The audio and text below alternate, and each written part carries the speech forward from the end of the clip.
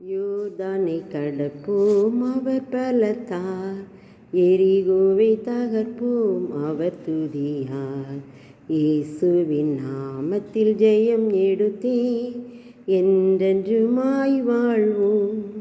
எரேமியா 10ஆம் அதிகாரம் 13ஆம் வசனத்துலேயும் 51ஆம் அதிகாரம் 16ஆம் வசனத்துலையும் என்ன சொல்லப்பட்டிருக்குன்னா, அவர் பூமியின் எல்லைகளிலிருந்து மேகங்களை எழும்ப பண்ணி மழையுடனே மின்னல்களை உண்டாக்கி காற்றை தமது பண்டகசாலையிலிருந்து ஏவி விடுகிறார், புறப்பட பண்ணுகிறார் அப்படின்னு சொல்லப்பட்டிருக்கு. ஆண்டவர் செய்கிற மகத்தான காரியங்கள் தான் அந்த இடத்துல சொல்லப்பட்டிருக்கு. மின்னல்களை பற்றி நம்ம பார்த்துட்ருக்கோம்லாம். அவர் என்ன செய்தாராம், பூமியின் எல்லைகளிலிருந்து மேகங்களை எழும்ப பண்ணுதாராம், மழையுடனே மின்னல்களை உண்டாக்குதாராம், காற்றை தமது பண்டகசாலையிலிருந்து ஏவி விடுகிறாராம். இப்போ பாருங்கள், அவருடைய செயல் மகத்துவமானது. அவர் பூமியின் எல்லைகளிலிருந்து மேகங்களை உண்டாக்கி மழை பெய்யும்போது மின்னல்களை உண்டாக்குதார். அந்த மின்னல்கள் தான் நமக்கு பயனுள்ளதாக இருக்கிறது என்று சொல்லி நம்ம பார்க்குறோம்.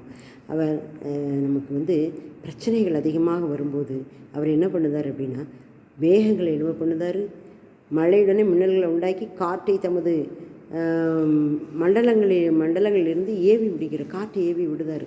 அவருடைய செயல்கள் அதிசயமானவைகள். நம்முடைய வாழ்க்கையிலையும் பிரச்சனைகள் வரும்போது அவர் என்ன பண்ணுதார் அப்படின்னா, மின்னல்களை உண்டாக்கி மழையை பெய்ய பண்ணது போல் ஆசீர்வாதமான மழையை பெய்ய பண்ணுகிறார்.